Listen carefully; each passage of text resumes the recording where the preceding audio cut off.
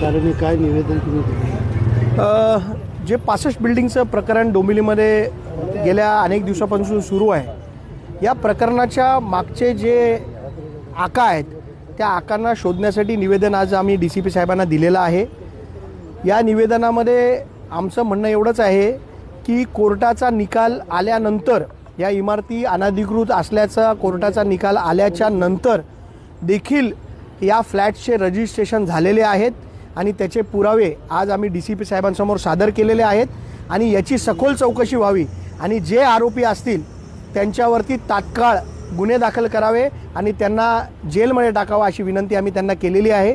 कारण एवढी मोठी या 3,500-4 हजार परिवारांची फसवणूक झाल्यानंतर देखील आज देखील लोकांची फसवणूक सुरू आहे।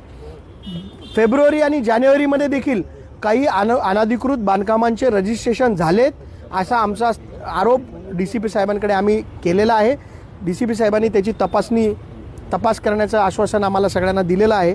म्हणजे ऑलरेडी लोकांची फसवणूक झाली आणि आज देखील ती फसवणूक सुरू आहे। याच्या मागे गँग्स ऑफ डोंबिवली जे पेपर बनवणारे जे मोठे स्कॅमर आहेत ते देखील आहेत, त्यांचा तपास DCP साहेबांनी करावा आणि याच्यासाठी पोलीस आयुक्तांची देखील आम्ही भेट घेणार आहे। काही लोकांची FIR मध्ये मी ज्या परवा दिलेल्या FIR मध्ये जी लोकांची नावं आहेत तीच लोक या सगळ्या रजिस्ट्रेशनच्या घोटाळ्यामागे आहेत। आज देखील रजिस्ट्रेशन ऑफिसमध्ये अधिकृत बिल्डिंगचे खोटे पेपर लावून अनधिकृत बिल्डिंगचे रजिस्ट्रेशन सुरू आहेत। लोकांना फसवण्याचं काम सुरू आहे।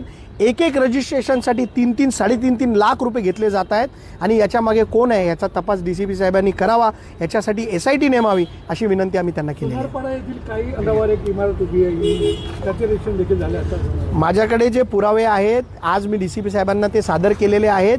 त्या पुराव्यामध्ये स्पष्ट दिसतंय की 23 जानेवारी 2025ला अनधिकृत बांधकामांचे रजिस्ट्रेशन झालेले आहेत।